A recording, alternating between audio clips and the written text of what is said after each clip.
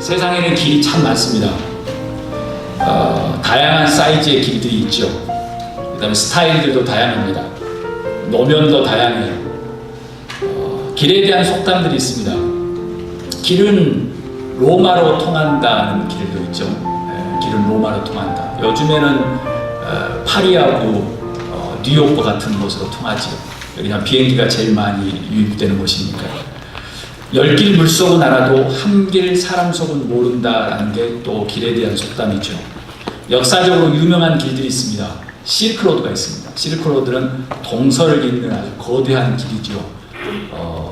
중국의 실크를 유럽에 이렇게 왕래하던 곳입니다. 그런데 이게 큰 길만 있다고 생각하시는데 연구진에 의하면 그 안에 수많은 거미줄처럼 엄청난 거대한 교통망이었다고들 합니다. 실크로드보다 먼저 생겼던 차마고도가 있습니다. 차마고도는 중국의 티를 티벳과 파키스탄과 인도로 이어주는 마방들이 그래서 교류를 했던 곳입니다. 아주 오래된 것이죠. 또 사람들은 철도를 건설해서 시베리아를 횡단하고 유럽을 횡단하고 또 북미를 횡단하고 캐나다를 횡단합니다. 그리고 심지어는 바다와 하늘에 길을 내서 비행기와 배로서 막 횡단합니다. 그래서 길은 수없이 많습니다. 앞으로도 많이 만들어질 겁니다. 여러분은 어떤 길을 좋아하십니까? 제가 이렇게 일부 예배 때 질문하니까 좋은 길요! 라고 이야기하더라고요. 어떤 길을 걷고 싶으신가요? 어떤 길을 운전하고 싶으십니까? 한국의 도로들이 참 좋습니다. 잘 돼 있어요. 나라가 조금 이제 규모가 작으니까 아주 깨끗하고 좋습니다. 그런데 저는 개인적으로 미국의 길들을 좋아합니다. 왜냐하면 한국의 길들은 중간에 이렇게 가로대가 있어요. 그래서 너무 답답해요. 대형차가 오면 막 넘어질 것 같고 그래요. 그런데 미국의 길들은 중간에 넓어요.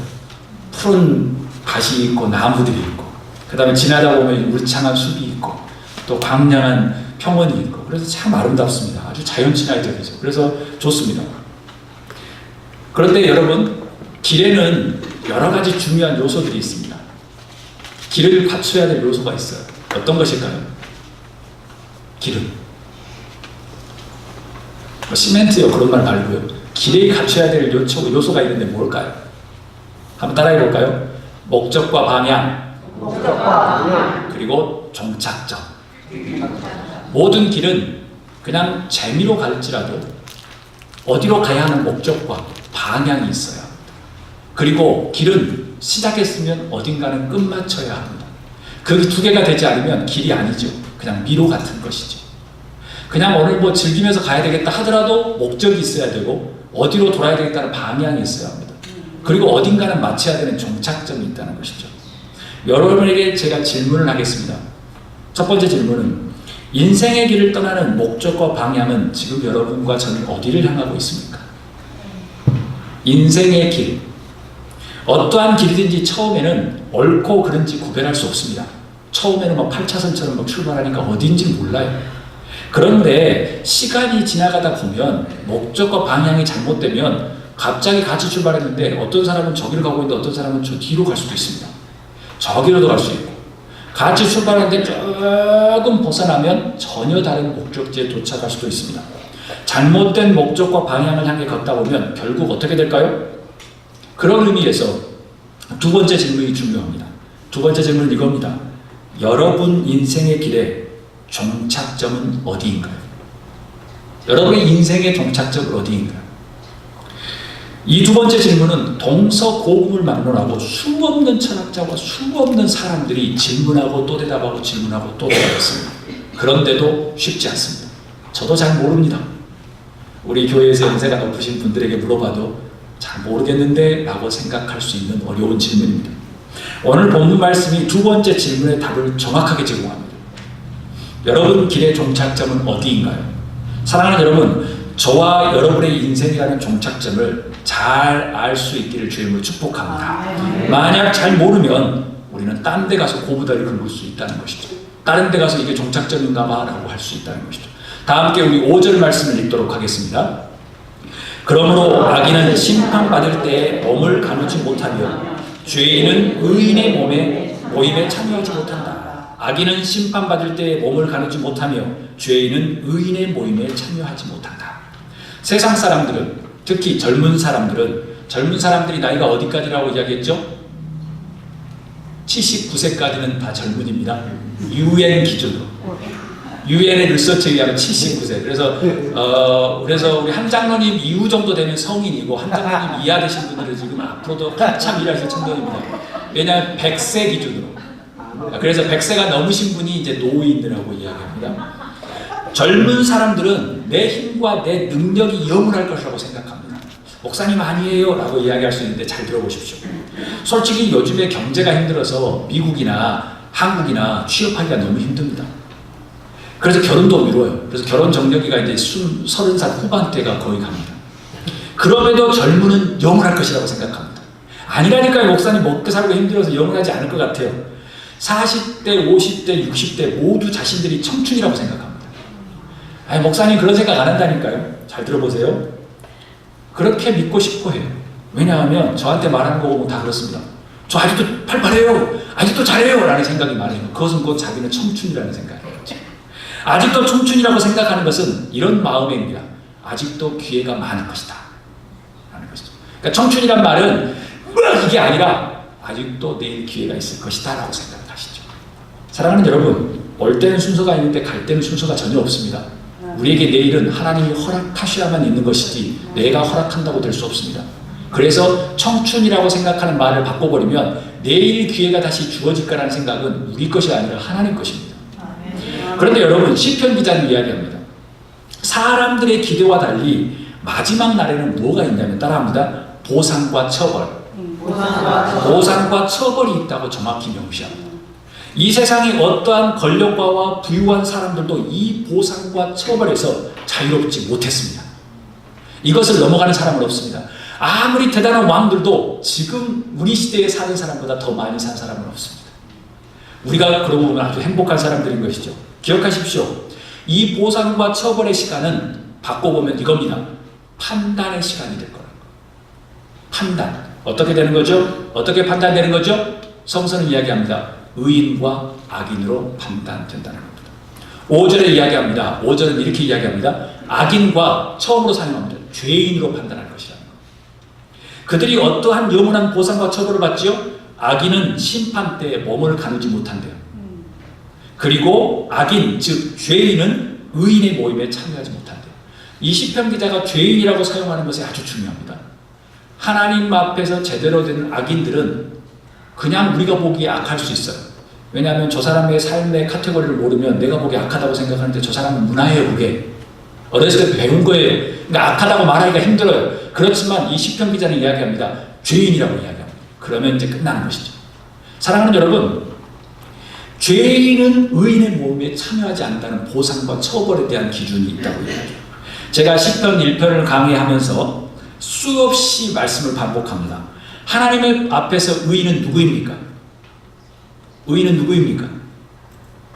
선한 일을 많이 하는 사람? 그것도 의인일 수 있습니다. 하나님의 현존과 하나님의 말씀을 즐거워하며 밤낮으로 묵상하는 사람만이 하나님 앞에서 의인입니다. 하나님 앞에 안에서 시냇가에 심은 나무이며 철 따라 열매를 맺고 하는 일마다 잘 되는 사람이 곧 의인이라고 이야기하는 겁니다. 여기서 말하는 의인은 교만한 의로운 척 이게 아닙니다. 하나님 보시기에 내가 너 마음에 들어. 내가 너 마음에 들어. 라고 말하는 의인입니다. 하나님의 현존과 반대로 악인과 죄인은 어떤 사람일까요? 쉽습니다. 오늘 말씀에 의하면 하나님의 현존과 말씀을 느끼거나 묵상하지 않는 사람입니다. 성서는 하나님을 알지 못하는 사람은 바람에 나는 쭉정이와 같다.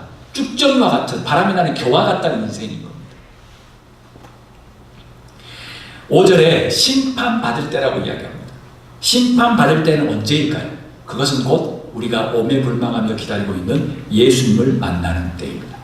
3500년 전에 살았던 사람들, 오늘 시편 1편을 기록했던 3500년에 살았던 사람들은 무엇을 기다렸냐면 심판의 날을 기다렸습니다. 누구요? 모사야, 메시아를 기다렸습니다. 메시아가 오면 이 땅을 멸망시키고 다시 회복시킬 때인데 그때 의인과 악인을 구별할 것이라고 3500년 전에 이 사람들도 알았습니다. 여러분의 인생의 길에서 하나님의 현존을 느끼고 즐거워하며 묵상할 수 있기를 주의 이름으로 축복합니다. 예수 그리스도의 십자가와 부활을 느끼며 길을 걸어가십시오. 느끼는 것과 느끼지 않는 것은 큰 차이가 있습니다. 느끼지 않고 설교하는 것과 그냥 대강 남의 것을 보고 베끼는 것과 큰 차이가 있습니다. 그러는 척 살아가는 것과 제대로 살아가는 것은 큰 차이가 있습니다. 운동하는 척 하는 사람과 진짜 운동하는 사람은 큰 차이가 있습니다. 그럼 여러분의 길과 목적과 방향이 올바로 될 겁니다. 예수님의 십자가와 그 다음에 부활이 여러분의 삶 속에 있다고 하면 여러분의 종착점은 더욱더 명확해질 겁니다. 왜냐하면 예수님과 함께 있으니까. 함께 웃으며 손잡고 영원한 하나님의 나라에서 뵐 수 있기를 주님으로 축복합니다. 조건은 무엇이라고 했죠? 간단한 겁니다. 하나님의 현존을 묵상하는 겁니다. 하나님의 현존을 묵상하지 않으면 하나님과 함께 같지 않습니다. 하나님을 알고 있다는 말은 조금 애매한 말이 됩니다. 다 함께 우리 6절 말씀을 읽도록 하겠습니다. 읽습니다. 그렇다 의인의 길은 주님께서 인정하시지만 악인의 길은 망할 것이다. 의인의 길은 주님께서 인정하신대요. 왜요? 항상 하나님을 생각하고 하나님과 동행하고 몸부림치기 때문에 인정할 수밖에 없지요. 부모님 사랑한다고 하는데 1년에 한 번 전화할까 말까 한 사람하고 자주 전화하고 자주 보는 사람하고 누가 부모님을 사랑하는 거겠어요? 당연하지요. 아빠 사랑해 하는데 아빠하고 관계가 물면 그 사랑한다는 말이 무의미하지요. 당연히 하나님께서 인정할 수밖에 없죠. 하나님은 모든 사람을 자신의 형상대로 창조하셨습니다. 그리고 수많은 세월 동안 참으시고 우리에게 기회를 주셨습니다. 그런데 인생이라는 길의 종착점에서는 하나님께서 두 갈래로 나눕니다. 어떤 걸로요? 의인과 악인. 우리의 종착점, 우리의 인생의 길의 종착점은 심판의 때에 보상과 처벌을 존재합니다. 예수님께서 강의하셨고 예수님께서 설교하셨던 사복음서를 막 요약하면 예수님은 명확하게 마지막 때에는 두 부류로 갈리겠다고 말했습니다. 등불을 준비한 사람, 등불을 준비하지 못한 사람, 부자와 나사람, 5달란트, 2달란트, 1달란트. 그 다음에 모든 사람이에요. 양과 염소. 모든 사람이에요. 부자가 고관을 유지해야 되겠어요. 너 내일 데려가면 어떻게 하려고 그래? 항상 예수님은 정확하게 말씀하셨어요. 그냥 기회는 많이 주지만 어느 상황에서는 꼭 기회가 없다는 것을 말씀합니다. 우리의 종착점, 즉 심판의 때의 보상과 처벌은 무엇입니까? 6절에 이야기합니다. 의인의 길을 걷는 사람은 주님께서 인정하시지만 악인의 길은 망할 것이다 라고 이야기합니다. 여러분, 이 종착점에서 다시 한 번이라는 기회가 주어질까요? 주어지지 않을까요? 주어지지 않습니다. 이미 수많은 세월 동안 기회가 주어졌기 때문입니다. 저에게도 주어지지 않습니다. 누구에게도 주어지지 않습니다. 진시 황제에게도, 로마의 시저에게도 누구에게도 주어지지 않습니다. 그 순간에는 무조건 나눠야 합니다. 인생이라는 길에서 목적과 방향을 설정하고 또다시 거치며 재설정해야만 할 기회가 주어지지 않는다는 겁니다. 그때는 끝이기 때문에. 종착을 해야 되니까 자동차 엔진 끄고 집에 들어가야 하니까. 감사하게도 오늘 여러분과 저에게는 이런 기회가 주어졌습니다. 아멘. 우리 옆에 분들 격려하면서 박수 한번 하도록 하겠습니다. 그런 의미에서 올바른 목적과 방향을 향해 오신 여러분을 환영합니다. 아멘. 왜냐하면 이것이 맞으니까. 오늘 시편 1편으로 봐도 이것이 맞으니까. 여러분, 하나님 앞에서 의인이 될 수 있기를 주님으로 축복합니다. 아멘. 여기서 의인은 교만한 의인이 아니고 하나님 앞에서 인정받는 사람인 거죠. 하나님의 현존과 말씀을 묵상하십시오. 제가 지난주에 말씀드렸습니다. 예수 기도. Have mercy on us. Have mercy on my family. 예수님은 그 기도를 제일 사랑하세요. 그런데요, 그 기도가 쉽잖아요. 쉬운 사람은 쉬워요. 어려운 사람은 죽어도 못해요. 칼이 여기 들어가도 못해요. 사랑하는 여러분, 주님과 함께 호흡하는 여러분이 될 수 있기를 주님으로 축복합니다. 즉 하나님의 현존과 말씀을 묵상하십시오. 제 아무리 세상의 부와 명예를 가졌다 할지라도 하나님 앞에서 악인이라고 판단되면 오로지 옵션은 망하는 것밖에 없습니다. 이건 시편에 대한 이야기입니다. 비록 세상에서 빈곤하고 눈물을 흘리며 형편없는 한숨 가운데 살지라도 하나님의 현존과 예수님을 순간순간 묵상하는 사람은 하나님이 마음에 합해서 의인이라고 명명하십니다. 그것은 성서의 기록입니다.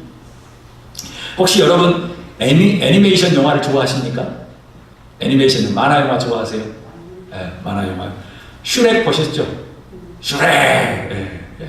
그리고 라이언 킹, 그 다음에 토이 스토리, 그 다음에 프로즌, 그 다음 파인딩 니모, 이런 영화들 보셨죠? 이런 디즈니 영화들의 주제가 있습니다. 그 주제가 뭘까요? 네? 그렇죠. 한번 따라합니다. 권선징악. 선한 것은 권하고 악한 것은 징벌한다 라는 말입니다. 권선징악입니다. 기억하십시오. 이건 도덕책이 아닙니다. 항상 이런 영화에는 두 가지 캐릭터가 등장합니다. 어떤 캐릭터죠? 악인과 의인입니다. 결과는 어떻습니까? 착한 일을 하는 의인은 잘 되고 악인은 멸망합니다. 여러분들 중에서 조금은 식상하실 수 있습니다. 목사님, 그런 아주 유치한 만화 영화를 이야기하세요 라고 이야기합니다. 이것은 어린아이들의 도덕책이나 나오는 것이라고 말하겠죠. 저에게 이야기할 겁니다. 목사님, 현실은 달라요 라고 이야기하겠죠. 달라요. 그렇습니다. 모두 이런 말을 진부하게 여겨야 합니다. 진부하게 여겨야 맞습니다. 왜 줄 아세요? 개인적으로 진부해야만 종착점에서 갈라지기 때문에. 진부해야만 종착점에서 갈라지기 때문에 진부하게 여기셔야 합니다. 시편 1편의 사상과 권선징악의 개념은 유치원과 초등학교에서만 읽히는 게 전혀 아닙니다. 저의 신학적인 관점으로는 세계사를 흐르는 아주 성취하는 거대한 하나님의 역사입니다. 이 역사를 어겨본 일이 세상에는 하나도 없습니다. 부인할 수 없는 거대한 하나님의 승리입니다. 사랑하는 여러분, 하나님의 거대한 역사를 느끼며 묵상하는 여러분이 될 수 있기를 주님으로 축복합니다. 부활하신 예수님이 베드로에게 나타났습니다. 그리고 물어봅니다. 베드로야, 나 사랑하니? 3번 물어봅니다. 베드로가 네 주님, 더 이상 말 안 해도 사랑해요 라고 대답했죠.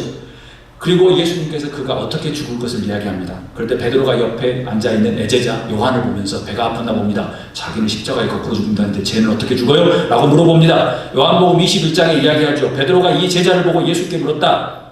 주님, 이 사람은 어떻게 되겠습니까? 예수님께서 말씀하셨습니다. 내가 올 때까지 그가 살아있기를 내가 바란다고 한들 그것이 너와 무슨 상관이겠느냐? 너는 나를 따르라 라고 이야기합니다. 사랑하는 여러분, 주변에 예수님 믿지 않는 사람들이 더 부하고 힘을 가지고 행복해 보입니다. 그리고 그 사람들이 더 떵떵거립니다. 그것 때문에 걱정하거나 낙심하지 마십시오. 다만 예수님의 길을 따르는 여러분이 될 수 있기를 주님으로 축복합니다. 그 사람은 그 사람대로 하나님이 망하게 하시든 부하게 하시든 하나님이 하실 것입니다. 우리는 그냥 주님을 따라가게 하면 됩니다. 예수님의 길은 목적과 방향이 정확해서 아주 종착점도 너무나도 정확합니다. 3,500년 전부터 이 말씀을 읽으며 유태인들은 이 말씀을 따라갔습니다. 예수님의 제자가 되십시오. 아멘. 아멘. 옆에 사람 신경 쓰지 말고 그냥 예수님의 팔로워가 되십시오. 예수님을 따르기만 하면 됩니다. 예수님께서도 말씀하십니다. 마태복음 7장에 좁은 문으로 들어가거라. 멸망으로 이끄는 문은 넓고 그 길이 널찍하여서 그리로 들어가는 사람이 많다. 생명으로 이끄는 문은 너무나도 좁고 그 길이 너무 비좁아서 그것을 찾는 사람이 아주 적다. 예수님이 이 말씀을 이번만 하신 게 아닙니다. 더 많이 말씀하셨습니다. 선택받은 사람, 택함을 받은 사람, 초청받은 사람은 많은데 선택받고 정말 택함받은 사람은 적을 것이다 라고 말씀하셨습니다. 예수님은 복음을 증거라고 했는데 모든 사람이 다 복음을 믿는다고 말씀하신 적이 한 번도 없으십니다. 그냥 기회를 주라고 이야기했지 기회를 받아들이지 않으면 발을 털고 나오라고 이야기하셨습니다. 여러분, 세상에서 예수님을 믿고 예배하는 사람이 많을까요? 아니면 예수님을 안 믿고 예배하지 않는 사람이 많을까요? 절대적으로 예수님을 믿지 않고 예배하지 않는 사람이 절대적으로 많습니다. 기억하셔야 합니다. 하나님을 예배하며 예수 그리스도를 따르는 여러분이 될 수 있기를 주님으로 축복합니다. 그런 의미에서 여러분을 환영하며 여러분을 격려합니다. 여러분의 길이 비록 비좁고 찾는 사람이 없어서 인기가 없어 보일지라도 포기하지 마십시오. 근데 제가 여러분께 감사합니다. 제가 1년여 동안 여기 있으면서 저희 교회에 오신 여러분들은 인기에 부합하는 인생을 살지 않으신 분들입니다. 조금 더 여유로움과 조금 더 아주 편안함에 부합하신 분들이 아닙니다. 조금 더 먼지 나는 그 좁은 길을 향해서 오신 분들입니다. 그래서 정말 감사합니다. 오직 예수님의 길만이 생명에 이끄는 길로 알고 좁은 길을 기쁨으로 갈 수 있기를 주님으로 축복합니다. 사랑하는 여러분, 3,500년 전부터 하나님의 말씀은 지금도 변함없이 탈현대의 역사하고 있습니다. 만약 이런 하나님의 역사가 없다면 의인들은 영원히 무시당해서 버틸 수가 없었겠죠. 세상에서 힘 있는 사람들만 살아남고 힘든 인생들, 우리와 같은 사람들은 눈물과 한숨을 지으며 살았겠지요. 그러나 여러분 기억하십시오. 하나님은 정확한 계획을 가지고 계십니다. 3,500년 전부터 이 말씀을 주셨고요. 2000년 전에도 예수님은 정확하게 이 말씀을 또 반복하셨고요. 500년 전에도 종교개혁할 때도 동일하게 말씀하셨고요. 400년 전 여러분의 미국의 성도들도 동일하게 좁은 길을 향해서 그 화려한 유럽의 문화를 버리고 이곳에 왔습니다. 그리고 130여 년 전 뉴욕에 사는 그 대단한 엄청난 선교사들이 130년 무지몽매했던 한국에 목숨을 걸면서 그곳에 갔습니다. 좁은 길을 향해서. 그리고 2018년 여러분들은 지금 좁은 길이 생명의 길이기에 이 시간 저와 함께 예배하고 있습니다. 이 시간 하나님은 명확하게 정확하게 말씀하고 계십니다. 하나님은 이렇게 말씀하십니다. 오늘 세상의 길에는 종착이 있다. 의인과 악인의 길은 정확하게 구별될 것이다. 악인은 죽정이가 되어 멸망할 것이다. 내 앞에서 의인으로 사는 것이 외롭고 비록 고독할지라도 포기하지 말아라 라고 주님께서 오늘 말씀하십니다. 아멘. 하나님은 자신의 독생자 예수 그리스도가 이렇게 불려지기를 원하지 않으셨을까요? 제가 짧게 시를 하나 적었습니다. 하나님의 아버지의 마음으로 내 아들은 변두리 사람들과 지나고 군중에게 버림을 받았고 돌팔매질을 당했고 침뱉음을 받았고 배반과 모욕을 견뎠고 죄인으로 십자가를 지고 죄인과 세리에 침뱉었다. 내 아들은 의를 위해 핍박받고 평화를 위해 눈물을 흘리며 갇힌 자들의 친구였다. 내 아들은 고독하게 십자가를 지고 마지막 물 한 방울 쏟으며 죽었다. 내 아들은 그들을 위해서 부활했으며 종착의 날에 선과 악으로 나눌 것이다. 내 아들은 선택받은 자들과 함께 춤출 것이다. 예수님의 하나님의 마음이지 않을까요? 자신이 아들에 대한 말씀을 마칩니다. 지난주 목요일에 시시내티 이민국에 저희 가은이 그린카드 때문에 다녀올 기회가 있었어요. 러시아오라서 여유롭게 가려고 좀 빨리 출발했는데 교통사고가 났네요. 아주 트래픽 잼이 아주 헤비했습니다. 그래서 내비게이션 켰죠. 내비게이션을 켜니까 다른 길로 막 가라고 이야기합니다. 막 동네 길로 갔다 하더니 갑자기 75번으로 가라고 해요. 벌써 가야 되나? 라고 했는데 딱 들어가자마자 웃었습니다.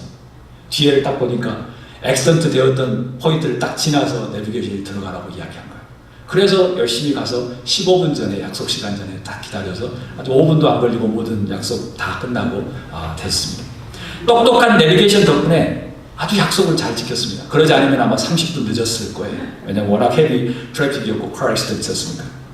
여러분의 인생을 위한 내비게이션은 무엇인가요? 여러분의 인생의 길 안에 내비게이션은 어떤 것인가요?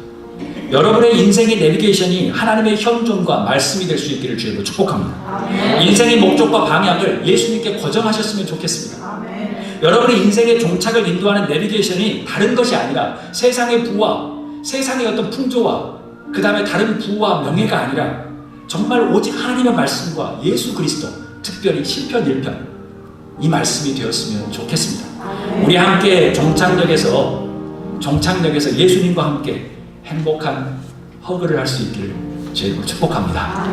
그러면서 목사님 저 여기 있어요 라고 손을 들고 함께 우리가 행복한 허그를 하셨으면 좋겠습니다. 아직은 잘 모릅니다. 왜냐하면 우리의 삶이 녹록지 않게, 그렇지만 여러분들의 도전과 여러분의 오늘 예배를 저는 격려하며 환영합니다. 왜냐하면 하나님과 가까이 지내려고 노력하시기 때문에 그렇습니다. 오늘 이 말씀을 생각하면서 주님, 내가 정말 주님을 묵상하며 주님을 즐거워하는 주님의 현존과 예수의 십자가와 부활을 묵상하는 사람이 되게 하옵소서. 그리고 내 인생의 길에 종착점을 정확히 설정하고 목표와 방향을 정확히 잡고 나가게 하옵소서 라는 마음으로 우리 한번 결단의 마음으로 기도하면 나가도록 하겠습니다.